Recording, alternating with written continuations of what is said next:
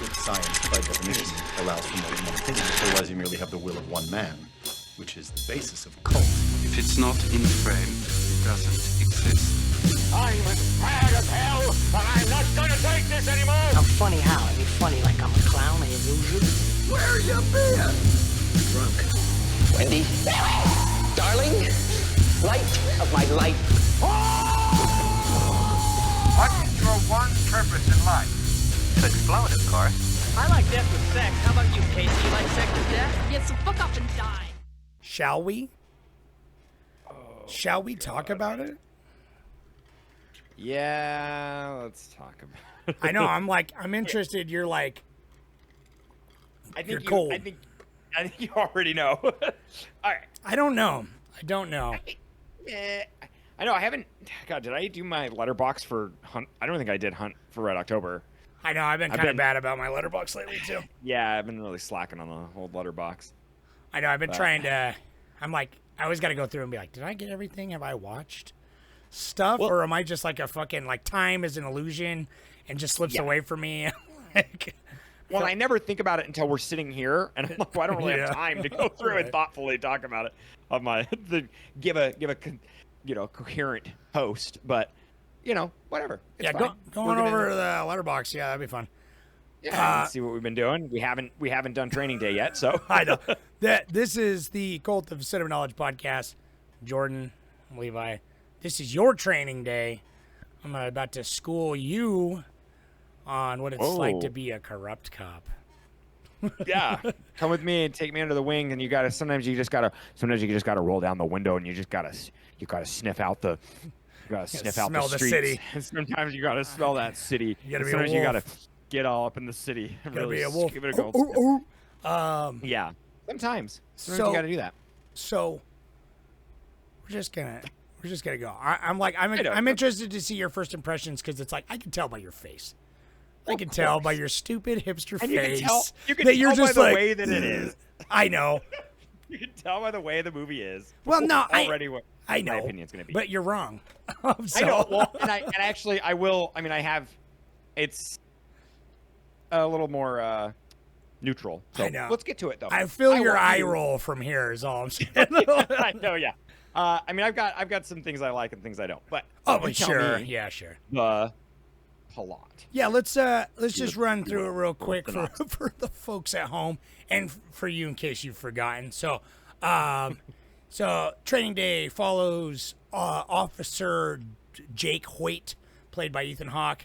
He's like a somewhat rookie cop, and he's trying to get into the narc division, narcotics division ran by Alonzo, whatever the fuck his last name is, but he's like the leader of this narcotics division, played by Denzel Washington, and he's trying to get into that so he can like further his career and become a detective, right? So he goes and meets up with him, and immediately it's like Alonzo's got like this super bombastic, overbearing personality, and he like tries to take him under his wing. He's like, you got to be part of the streets, right? And Ethan Hawke is all green as fuck, and so they go and they bust this. He's like, all right, let's get into it, and they bust these college kids in the most 2001 green bug listening to fucking Papa Roach, right. And they like take their weed and let him go, and he's like, okay, that was a little.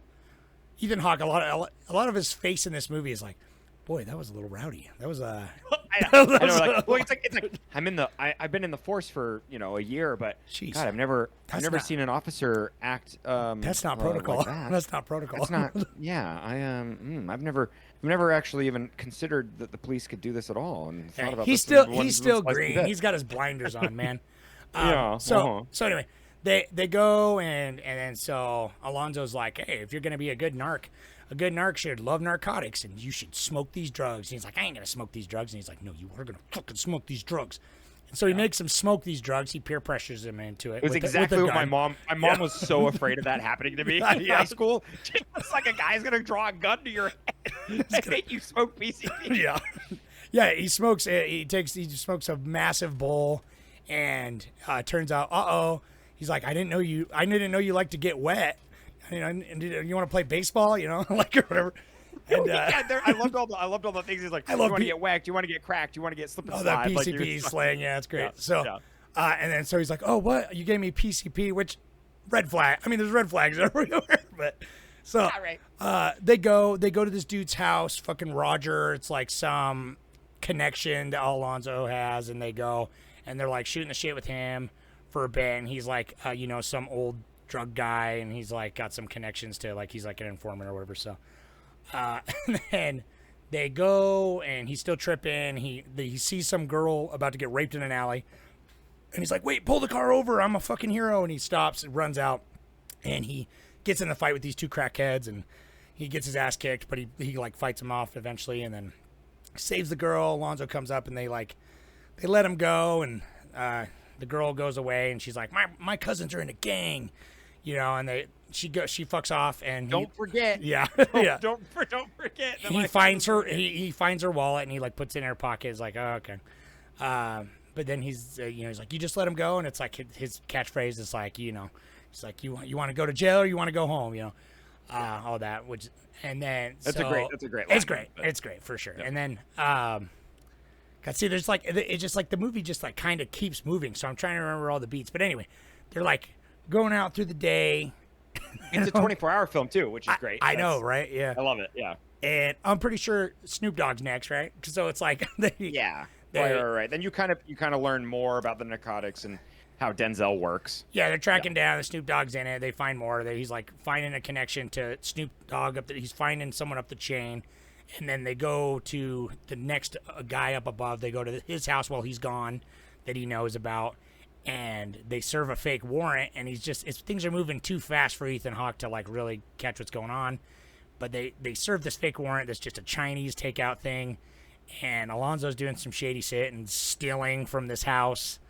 Oh my God! What's the guy's name? The guy's name's like Sandman, Sandman, right? yeah. The Sandman, yeah. And the chick's like, these ain't no motherfucking cops, and so they get in a big shootout, And then Ethan Hawke is like, this isn't what I signed up for. For like, that's kind of like his tone he sings.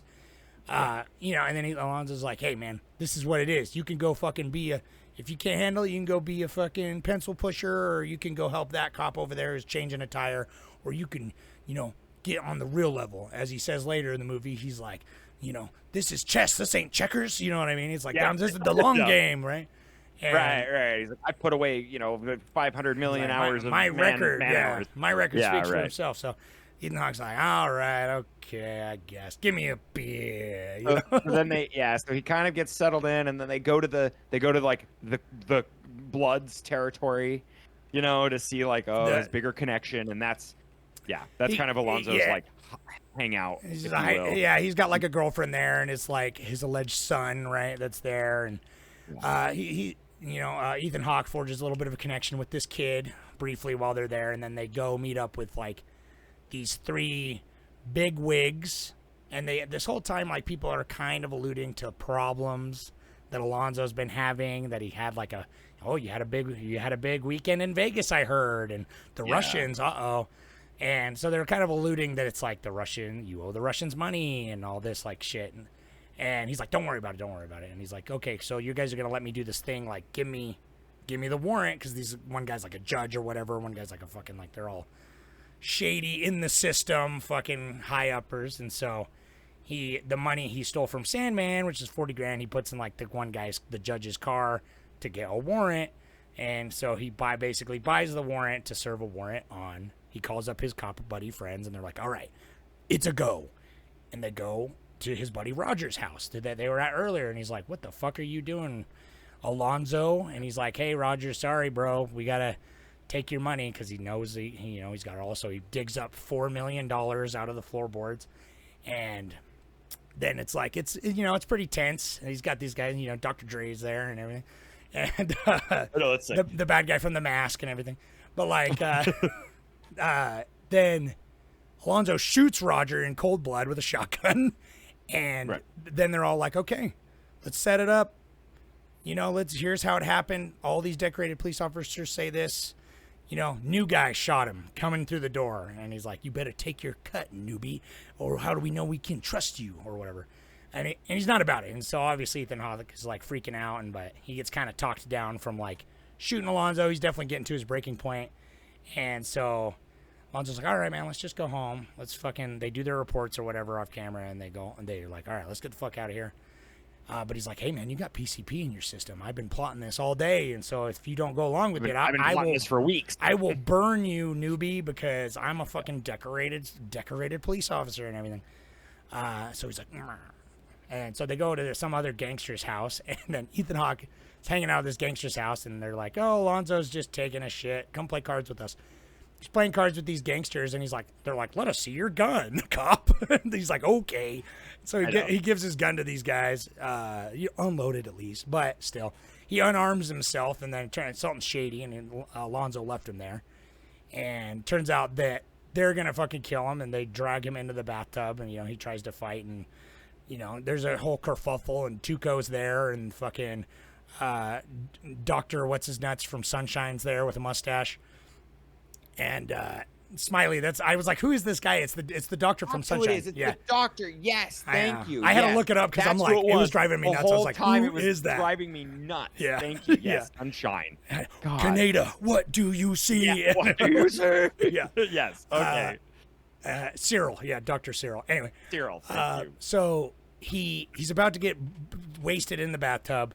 But then, what do they find? The wallet from the girl that was getting raped earlier, and that was his cousin. So he calls the cousin. He's like, "Yo, what happened today?" And he's like, "Oh," and they're like, "Wow, man, that's really crazy." And it is. It's like it's a super coincidence, but it's like it's a movie thing that shows like his righteousness is that like what saves him and all that.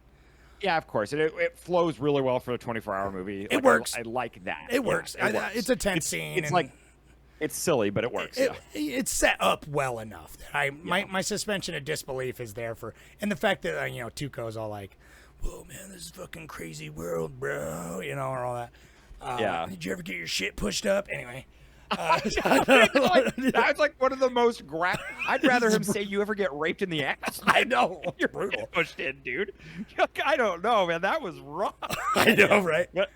Anyways. So Ethan Hawke's like, Alonzo tried to kill me. I'm on a warpath. And then he's riding in the back of a bus, cocking his gun all slowly and fucking shady in the back of a bus. And so he goes to the hood area where he was earlier, where he knows where Alonzo's hangout is. He goes there. He uses the little boy's trust to sneak in to the apartments. Terry Crews is there for some reason. There's a lot of like random like extras in this that I'm like... I was like, oh, cool. But seeing everyone in the background. He goes, they get he catches Alonzo with his pants down. Alonzo tries to manipulate him again. He's like, I ain't falling for that shit. There's a big shootout. There's a big chase along the rooftops. They get in a big fight. They're down on the street. There's like fighting on the car. Alonzo crushes the car. It's fucking brutal. They're like fighting to the death. And the whole neighborhood all comes out. And he's like, I'll fucking get whoever pops this fool. I'll make a rich man. And they're all like, we're sick of your shit, Alonzo. You're a crooked cop, and we don't like your fucking bullshit, And so he's like, King Kong got nothing on me. I'll burn this down, all that shit. He's like, trying to be big and tough, even though he's all looking weak and shit. Ethan Hawke shoots him in the butt, but he walks away with his hands clean, and then Alonzo's just driving home in his busted-ass car, being, like, defeated and shit, with his butt all broken, and then the Russians, who have been after him the whole time, the ticking clock, they show up, and they just fucking gun him down, and it's, like, my favorite movie trope of, like, when you get shot, you have to, like, flap your arms around. Bullets. Yeah. I could call that what is it, Willem Dafoe, and fucking... Yeah. Yeah, he gets wasted. Ethan Hawke goes home, finally, to his wife and newborn child, which is what he's been doing it all for this whole time. And that's it. 24-hour movie, which I do enjoy. I mean, it does say day in the name, which makes sense. But Right. But it's funny because it's like Training Day. I didn't think it was going to be a 24-hour film until it opens up with like a blaring sunrise and then 5 a.m. Those are the ones you're like, oh, okay. Yeah. Yeah, I was like, oh, okay, it's going to be literally Training Day, like the day of him training. And it's, I don't know, I think it's hard. So great synopsis. Thank you for. It took a minute to get through that, but it's like there is a lot of like it's a simple plot, but there's like a lot of moving pieces. Right, of course, and I think that's my biggest critique. I think it bit off just a little bit more than it could chew, but I don't think it like it didn't get bogged down too much. It just personally I felt like it took a lot of like the streamline and like the actual like the message of the movie it just totally like kind of just steamrolled over it. Yeah. Where I think it's like the movie is really. I bet you the script is like 110 pages, but the movie's over 2 hours. Right. And I guarantee you, it's just because it's like they just like were letting fucking Denzel Washington just riff. You know what I mean? 100%. And so, and they're like, we have to keep it. You know what I mean? Because it's great. But I like get this out of the way. Denzel Washington deserved the Oscar win. He won for this film. And you know what's wild? I was reading about it, and Russell Crowe. So this apparently was a big upset during the Oscars. Russell Crowe won all of the other, like I don't even know what you'd call it, like preliminary, but like just all the other award shows. Like BAFTA, he won like Golden Globes, and Golden all that. Globes, Like all the other ones that like kind of for what? kind of like Beautiful Mind. Yeah, for Beautiful Mind, exactly. Like all the awards that kind of like predict what the Academy is going to give. Russell Crowe won everything. Yeah. And then when Denzel won, people were like, "What the fuck?" I love it when that happens. That happens every once in a while. It's fun. And Beautiful Mind's great, but dude, Denzel in this movie, like, aside from who he is and like the character and everything that like the like the actual IRL implications of who he is, it's like whatever. But him as an actor and that character that he delivered is awesome. I was blown away, dude. The entire like from the second he's in the coffee shop, I was like, okay, I'm gonna love no matter what this movie is, I'm gonna love these two together because I love Hawk and Denzel's like. Well, I was just like, okay, Denzel's cool, but like this seems like it's kind of he's like he gets to be this fun asshole that and like but like with such a like amoral. I don't know, like guidance. He's so corrupt. Yeah, he's like in a mentor position and a position of this confidence, but it's like he's got this like he's the villain and he's like this cocky piece of shit. But it's just like he's like kind of self-righteous, but he also like knows that he's like gone down the path. I think by the end of it, that's like the character development. It's like he knows that he's kind of lost it, and I think that's what he sees in Ethan Hawke. It's like he's like, oh, I want to mold you. You got the magic eye. You keep saying, and all that. And I think it kind of like it's supposed to be like a pure tragedy. Like he has been wholly corrupted, and it like, but it's like. It's like power corrupts, but it doesn't really like. I guess spend a lot of time. Power corrupts, absolutely. Like he just totally. The amount of control that he's had. He wants to hold on to it, even though see, that's the one thing. That's my critique. The biggest one. I wish that they focused more. If they like the Russian plot was so shoehorned and so unfortunate. Pretty generic. That was so bad. Like that's what really like. This would have been like so much better if it was literally just the three wise men that like control everything technically. They're the true orchestrators, and then like street justice like that. That was something that I was like, oh man, I really wanted so much more of that. Like the gang members at the end, like doling it out. Because it is pretty great when they're like, yo, step up, homie, we got this, to Ethan Hawke. It's like, I was like trying to remember. I'm like, I don't think they kill him because that's like, I've obviously seen this. And I was like, I'm pretty sure the Russians smoke him. But the whole time, the Russians, I get it because they were trying to establish. Like, I know, I think larger it's, world. Well, not even that, but like the ticking clock and to give Alonzo the motivation to do these big moves where he says, like, this isn't the shit that happens every day. I know this is your training day, but this isn't like training day after training day after training day. This is like a bunch of things in the works, and he has to pull a lot of triggers and act a little erratically in order because he's got this ticking clock till midnight. It is a sort of like generic ticking clock and like very kind of like, shoehorned in. It's like, oh, I owe money to the Russians because I killed a Russian guy in Vegas and it's $1 million by midnight. And how you find out about this throughout the whole thing, it's like it's not. It just becomes it's such a like a whispered thing, and then it's just like the exposition dump is just so It is. It's so generic and so like lame, and there's no tension anymore. Like, I and like when he dies, it's so Right. it's so pointless. It is. It's dumb. Pointless.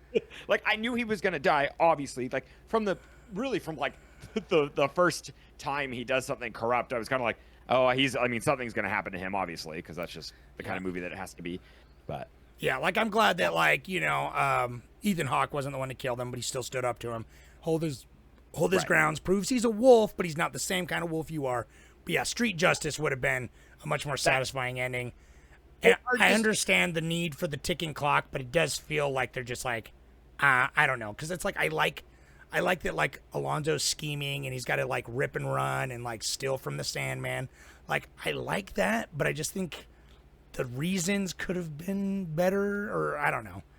Like, I think because there's a lot of other stuff going on. Yeah, the Russians and everything are like dumb. I think that just putting his professional position in like jeopardy to make it where like he's been fucking over the three wise men and now he's gonna get fired. I mean, fired or larger implications. That's all we needed. That's enough motivation for him to be like the heat is finally piling on top of him, and like it would make more sense in like the actual in-world structure of how it works, where like he can be corrupt, but he's so corrupt. It's kind of like, it's like the fact that they had to create this like outside Russian influence that's like, oh, you can't even, the Russians are so powerful that you can't do it. Where it's like, I'm like, what does that even mean? They're just this nameless, anomalous villain. Yeah.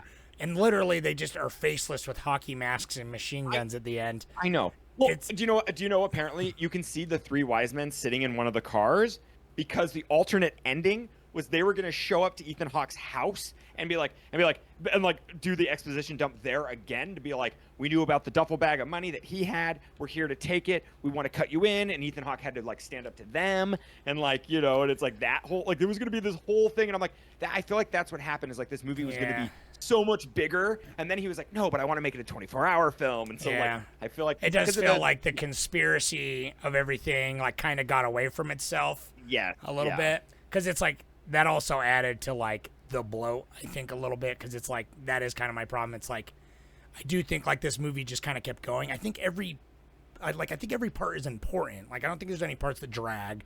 The movie runs like is paced well and it's like constantly entertaining. And obviously the chemistry, Denzel and Ethan Hawke is fucking killer always. And Ethan Hawke totally holds his own. You know what I mean? Obviously Denzel steals the show constantly.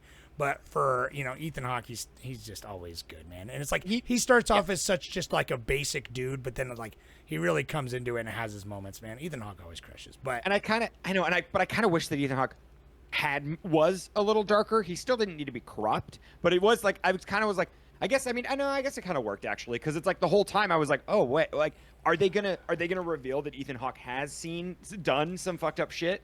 But you never get there, and so I kind of actually do appreciate that. But yeah, he's been out in the forest for like a year, and it's like I'm glad that they like just ended it with him going home, because you do have a lot of questions. And the radio play is great. It's like a callback. It's great. It's really you'll be in the obituaries or whatever. Like the shit he says when he's saying like decorated police officer was killed today, but it's Alonzo this time instead. Yeah, that was a great moment. There's a lot of moments like that. They kind of like the script is tight. You know what I mean? That's the thing. It's other than all the conspiracy shit. Like, that's what I'm saying. Yeah, it's exactly. I think, like, everything points to each other. Tight. Yeah, when it's working good. But it's just like, it's like the loose ends, and it's like it has to end with them just going home because there's too many implications and loose threads. It's like, what's he do with the money? How is he going to get out of the force now? What about those other cops? Like, now is he... Yeah. Like, he's definitely not going to be a cop anymore because that's his whole thing. It's like, if you listen to the show, it's like there's really no such thing as like a good cop. And so he's a good cop. And so he's not going to be a cop anymore because, as Alonzo says, it's like, he's like, this is how it is. And he's like, I didn't think this is how it'd be. And he's like, nope, this is how it is. And it's nice that he got to see all layers of it. Like all the way up to the judges and shit. You know what I mean? And he's like, right, exactly. Yeah. He's like, do you want to know? And he's like, yeah, that 40 grand was for the search warrant. He's like, fuck. You know what I mean? I didn't want to know that you just bought a search warrant. Yeah.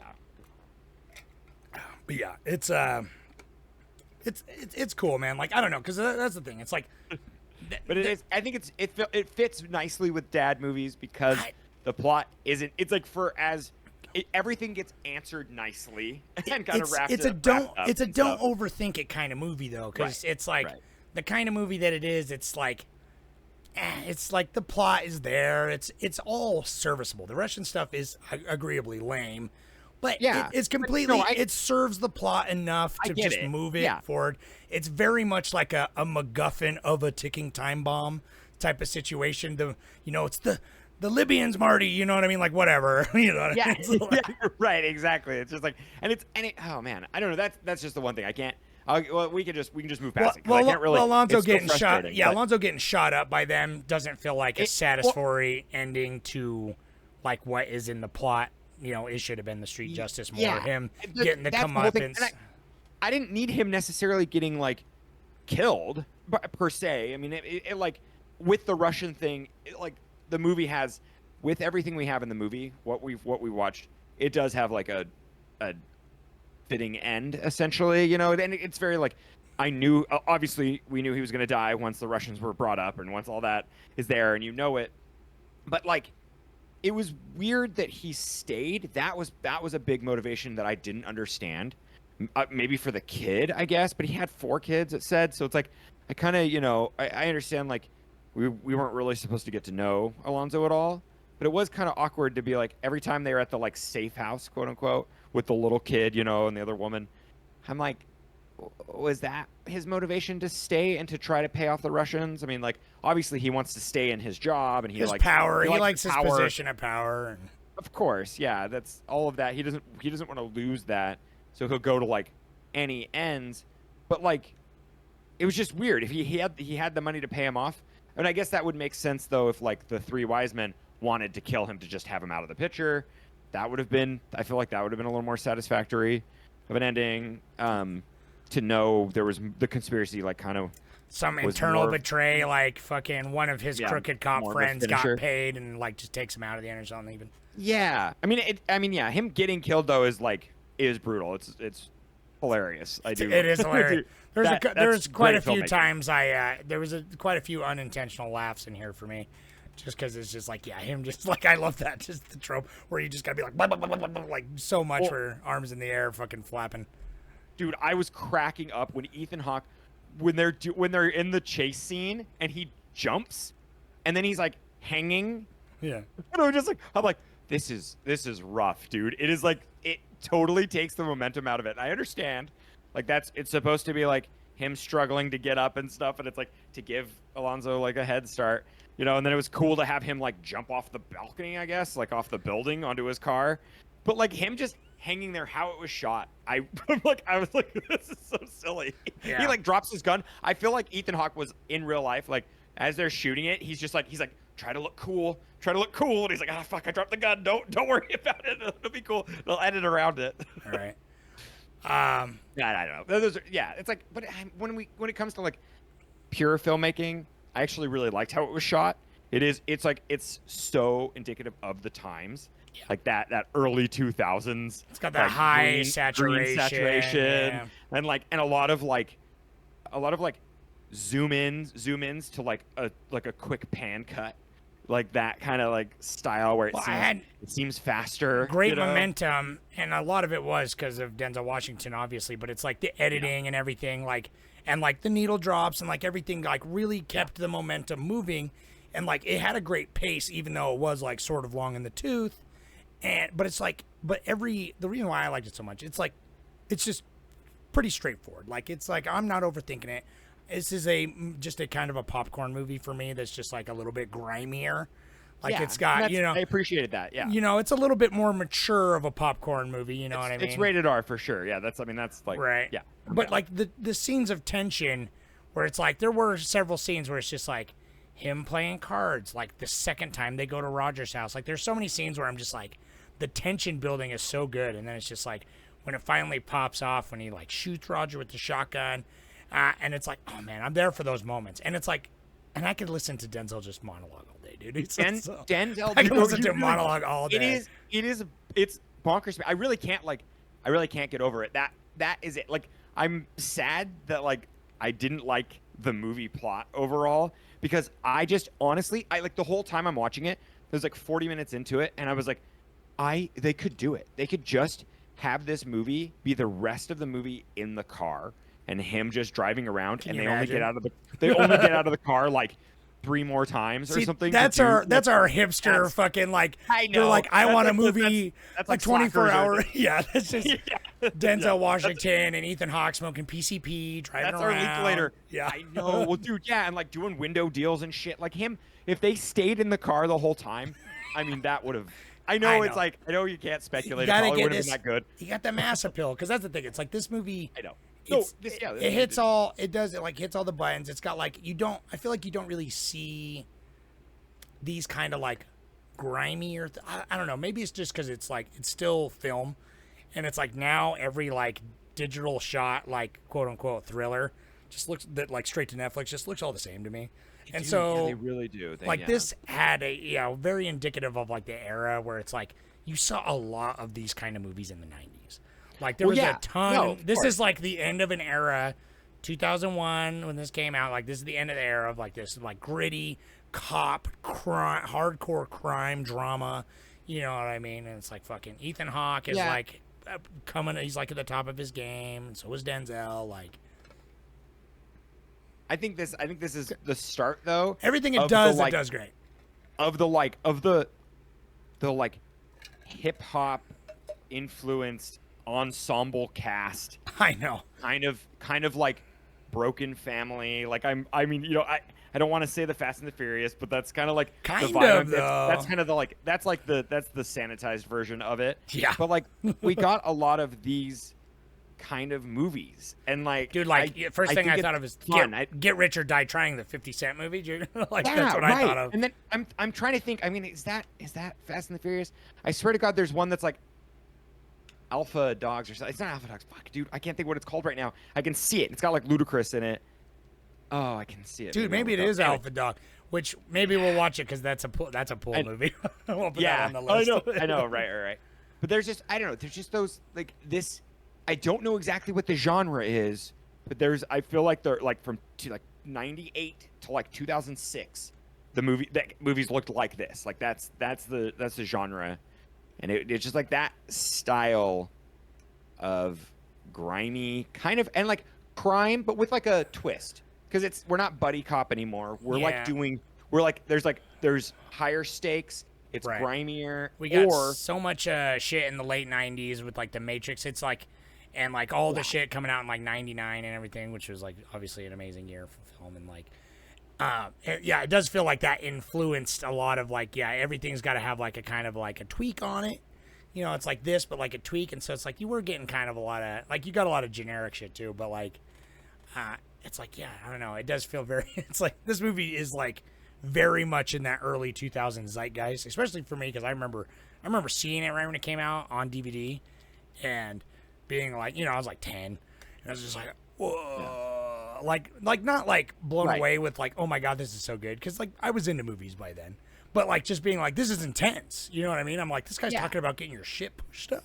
Like, I'm like, oh, even just, this is definitely a It's movie my just dad like- was like, don't tell your mom we watched this. Like, it's not that bad. right. But, like, another movie that was, like, came out right after this, I think, is Running Scared, which had a way more style, like, a way more experimental style. But, like, that's another one that's got, like, this very mature, kind of hardcore grime. Everything's grimy. The editing looks like Saw, for some reason. Like, right. That's exactly what I'm thinking. And like, I mean, even this Antoine. Oh my God. Antoine Fuqua, the director. He did a lot of these films. This was like one of his biggest films that he did when he started out. But he started like, I mean, he was music videos like all the way, dude. It's crazy cool. I had to listen to Gangster's Paradise because he directed that music video. Did he? But it's weird because the music video seems like it's like edited together from a movie, and I was like, I didn't have time to figure out what movie it is. I have to figure that out. Maybe we'll talk about that next Did time. the Magnificent Seven remake? Interesting. No, I think he just produced that. No, I don't think he did. Oh no, he did. directed Yeah. it. Yeah. Yeah, he directed it.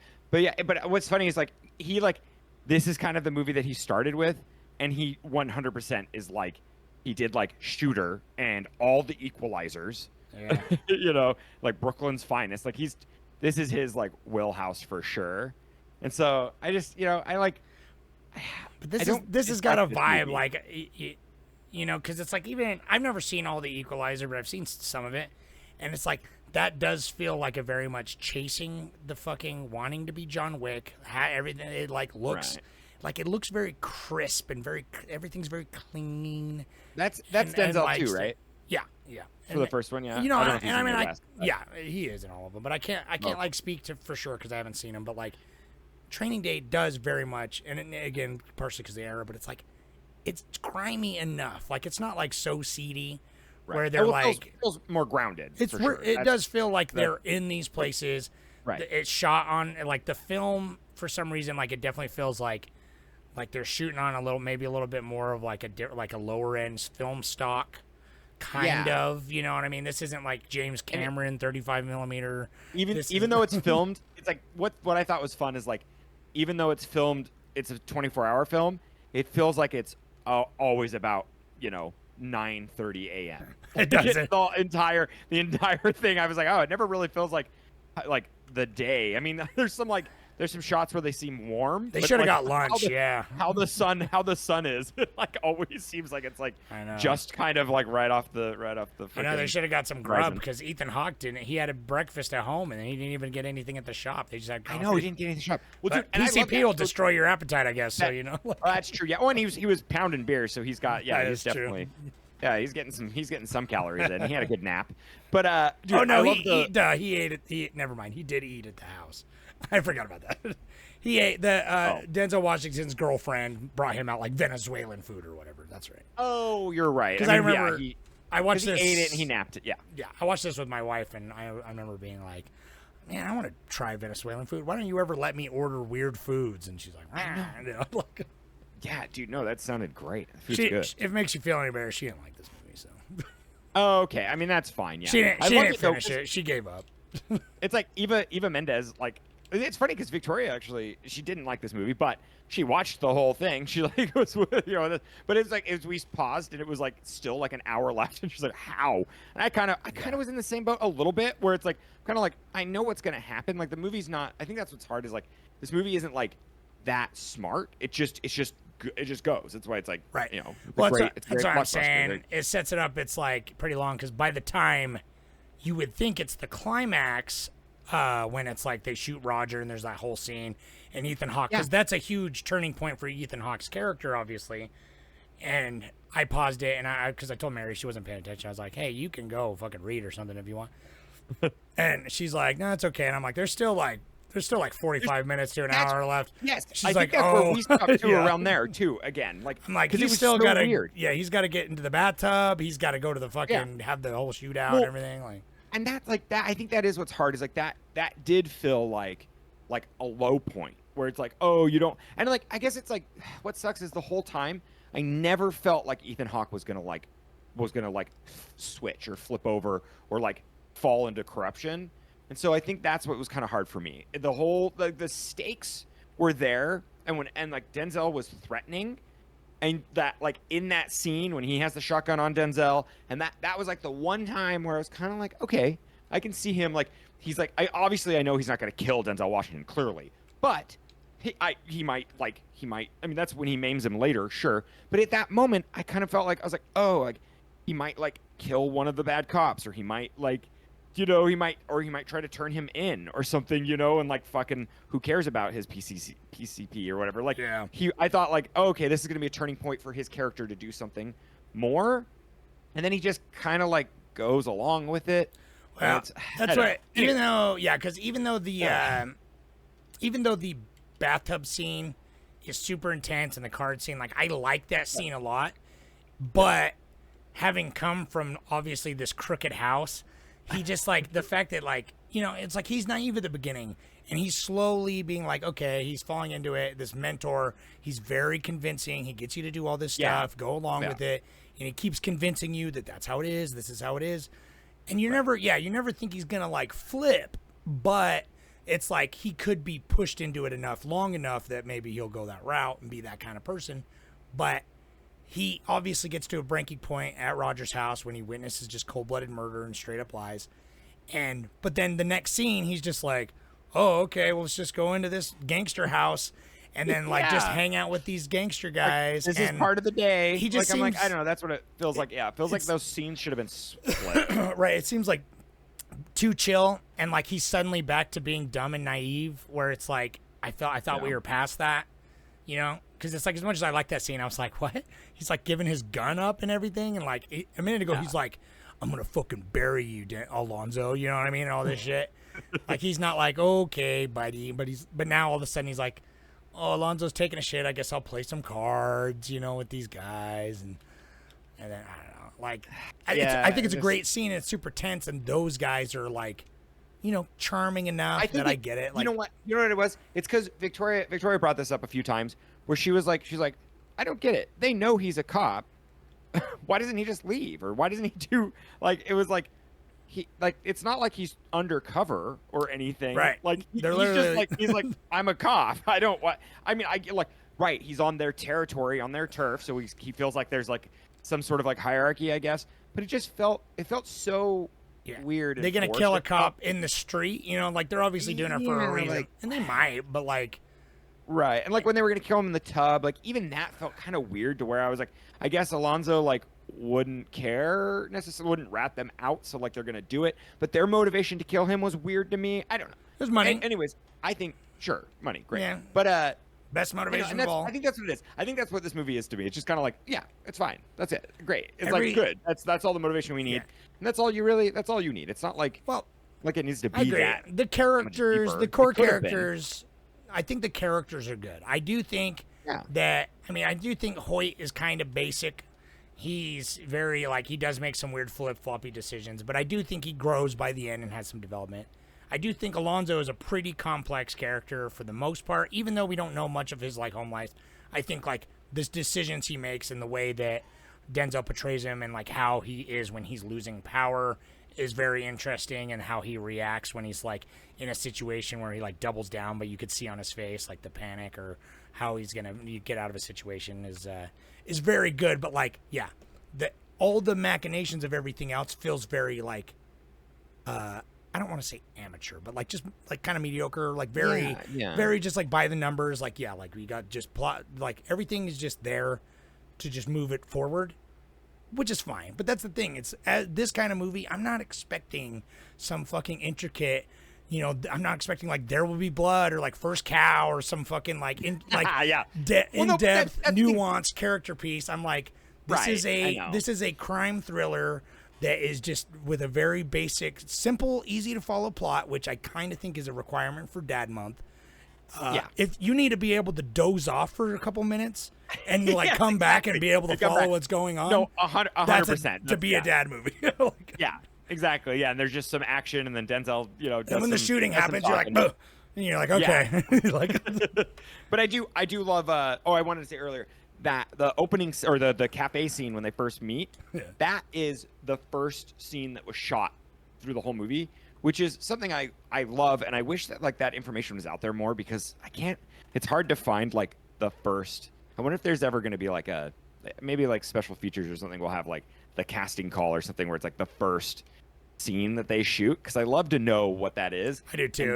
This is the cafe, and that's such a perfect scene to have be the first one for them to really like get to know each other, like kind of just start from the beginning and have them work their dynamic. But like that scene right there really showed a lot of Alonzo's character and how he plays really, really strategic mind games. Like he really is. It really is like 4D chess. Like he does. He's really powerful, master manipulator, dude. Like right. And thus, I do appreciate his character development later when he's like gets shot, and it's like he can't talk his way out of this. Like the gang. His reaction. That's an Oscar moment too. Like when he gets shot in the ass, his reaction to it is so good. Yeah, it's so good, and like that loss of power right there. That I love that, and I'm like, I guess this is a dad movie, and so I can't. It's like it's just right there. It's like so close. It could have been. Well, it could have been like, more. It could have been more. Yeah, could have been more. And More impactful. His, like, his performance is amazing. It is Oscar Well, worthy. that's what it stands out for. Like, honestly, if it wasn't for that, this movie kind of would have just fallen to the wayside completely. This would be Shooter. This would just be very, very forgettable. It would be like, oh yeah, Ethan Hawke was in that. I like Ethan Hawke, but like I'm never gonna watch that again. You know what I mean? Right. Oh, dude, Ethan Hawke wasn't even, or Ethan Hawke was the first choice, but he wasn't. His schedule was busy, and so they were gonna have like, guess who they were gonna have? Who do you think would be like perfectly cast? I started you mumbling to yourself earlier, and you said Christian Bale. Yeah. You were mumbling to yourself, and I saw you. Christian Bale's one, but Christian Bale, he, oh my God, was auditioned, and then they liked him so much that later he hired him for a 2005 film that he directed. But anyways, Ethan Hawke was the first choice. Christian Bale auditioned. Tobey Maguire actually was casted and did ride-alongs with the cops, and then Ethan Hawke came and was like, I'm ready to do it. I'm gonna do it. And right before that, Eminem was like also in line. Interesting. Like they were thinking him, but he was developing 8 Mile. They should have still had Eminem like as an extra because I mean Dr. Dre and Snoop Dogg were in it. Like that's the thing, yeah. And that was cool because Dr. Dre did all the music for it. Yeah, so cool. I was like, that's what's so cool about this movie is like oh cool, this is like, that's just what I mean is like it's such a like group effort for this type of film to get made, and like we saw that a lot more, and like I don't know, I feel like it still happens nowadays, but yeah, I wish Snoop Dogg was in more stuff, honestly, because honestly his short scene, he so was really good. Like he was really good. It was like kind of fun to see him like acting and not just being Snoop Dogg. That's something I've been like realizing lately. Is like he's just Snoop Dogg now when he's in a movie, so he just comes and he talks. But like in that, he was like acting. He's just like, he was, like chill. That's the thing. It's like, he's Snoop Dogg. He's chill. He's like a stoner. But in this, he's a fucking paralyzed crack dealer gangster, and he shows it. He's got the aggression, you know. He's just like fucking step off pigs. I was waiting for him. I was waiting for him to take off. I didn't think that he was actually going to be disabled. I really thought he was going to get up and start running, start booking it. When he puts the pen down his throat, yeah, I know, that's awesome. Something I wanted to get your I didn't think about it, but I was just thinking about it just now when you were talking about the opening scene. So this might be my ignorance because I don't know, but I'm curious. So it's like my first impression, and it's from things like, and like especially in the 90s, you'd see in Denzel, it's like the hat he's wearing at the beginning in the diner, I associate with like Muslim or something, right? Right. Which I think Probably. is interesting. Well, because it kind of lends to his character because it's like his first impression, but like you never see him wearing that again. But he does have a cross around his neck the whole time, which is just like it's very much about like appearances for him. I think I think that's his costume. Yeah, that's what it's like. Where like, he needs to be when he needs to be it, and I guess that's his whole mantra. It's like whatever you do to get the job done, full stop, no matter what. You know what I mean? Which it makes sense where it's just like I gotta be like this is who I am now. This is my impression now.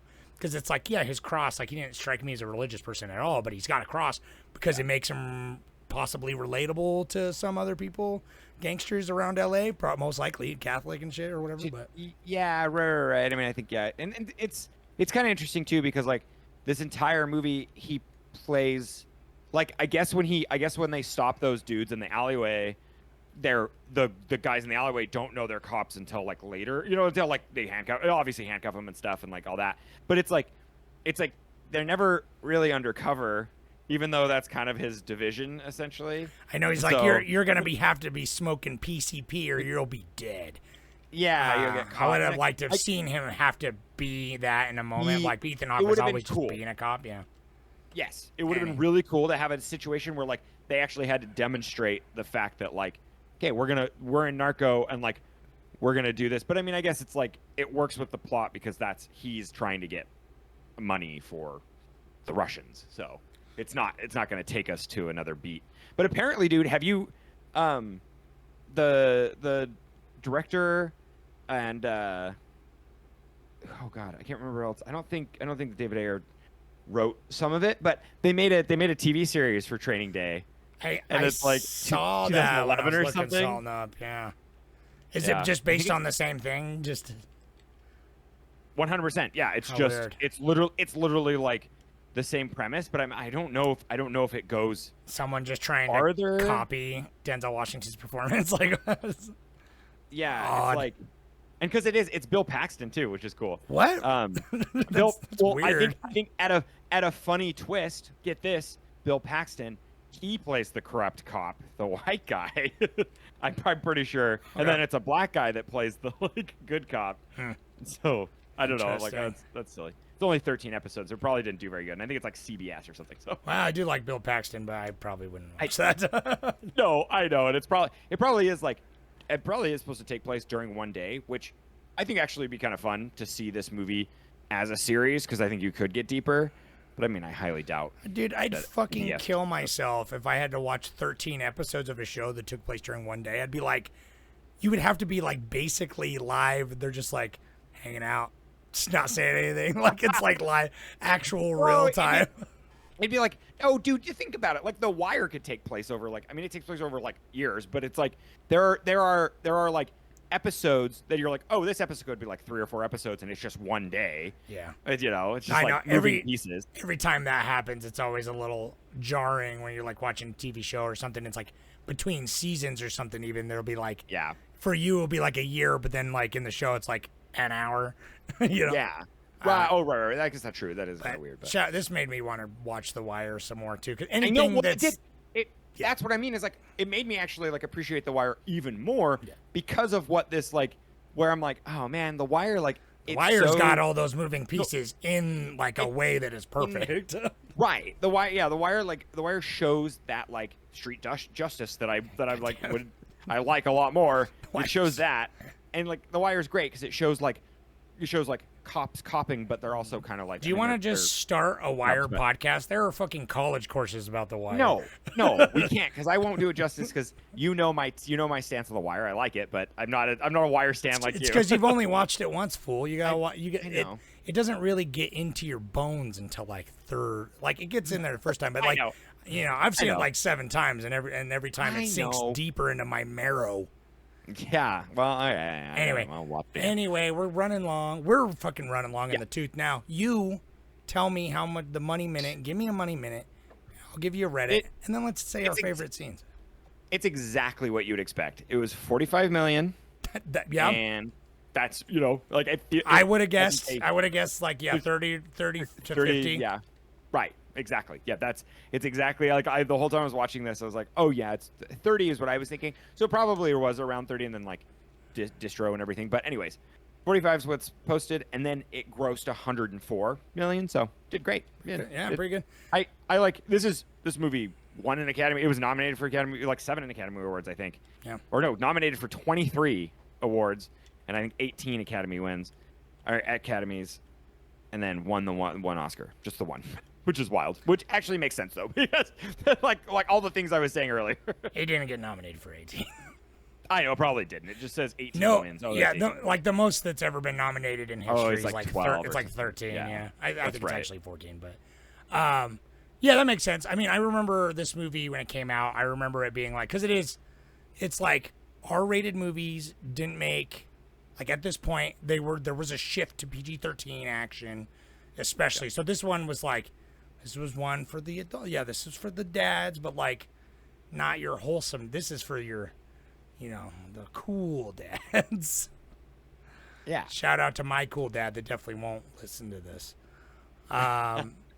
So he'll when I post it, he'll comment, but I'm sure. But it was nominated for 2, but yeah, that makes sense. So Clones of People 2 says, I've seen this a handful of times, but this was also my first watch in about a decade. I was always a big fan of this, so I was hoping that it would hold up, and for the most part, it did. The tension between the two leads is incredible all the way through, from the first scene in the cafe and their Oscar nominations and win for Washington are well-deserved. Washington is especially electric as he chews up the scenery. I think this is interesting as an anti-buddy cop film, and it's subverting quite a lot of tropes of what I've come to expect from a crime drama. These films often focus on hero cops, so it's refreshing to see how Washington is portrayed as being such a problem and so destructive to the communities he is supposed to be protecting. Usually these films have a very clear black and white view of morality, but this film is very gray. I quite enjoyed the soundtrack of this, and there is a great supporting cast really adding to the feel of the world. Overall, this is not as amazing as I used to think it was, but it's still very good. 8 out of 10. Solid write-up. Yeah, that's a good point. Awesome. I do like the point of the like an anti-buddy cop vibe, because it's like, Yeah. in any other movie, it's like they come together, but it's just like, because when we started it, Mary was like, oh, this guy's a douche. And I'm like, I'll just tell you now, he's the antagonist, like, for sure. Yeah. You're not supposed to like him. Like, there's tension between them the whole time. And that's what I enjoyed, and I was very happy because I was like, oh, if they do anything to like redeem him, essentially, I'm like, I know they wouldn't, because that's just not the type of movie this is. You know, I got the vibe from the beginning is like he was too confident, and so like, but I'm glad that they stuck with it. I'm glad they didn't try to change anything. Agreed. Yeah. No, I think it's like nothing other than Denzel Washington's performance.